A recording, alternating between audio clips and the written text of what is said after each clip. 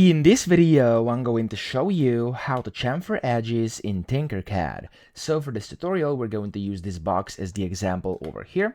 And now what I'm going to do is use this roof tool over here, okay? Because I do think it's the easiest to actually do it with the roof tool. Now, you could do it with anything else as well, but just stick with this because I do think it's the best. So just click on it and then position it over here wherever you want it.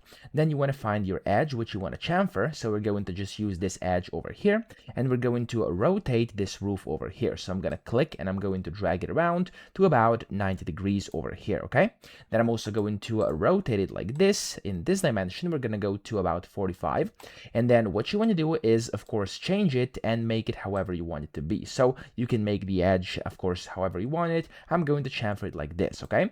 Now we're going to actually take it up here, so next to this edge. And to do this, you want to simply go and drag it up, and you can then reposition it however you want. I'm going to put it in like this, and you can see this overlap over here. This is going to be our chamfered edge. So it doesn't matter how big this object or the roof object actually is, you can just go ahead and extend this whenever you actually find it to be the chamfer edge you want. So it's going to look like that. For me, that's cool. That's what I wanted. I'm going to click on here, and I'm going to extend it this way, and I'm also going to extend it on the other side as well. There we go.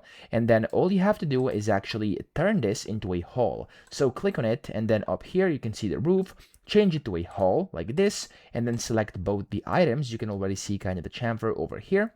And when you select both the items, you want to click on this union group up top, and there we go. As you can see, our edge has been chamfered. So that's how to do this, and you can of course perform this on any object you want. So I hope this video helped you out. If it did, please subscribe to the channel and help me out as well.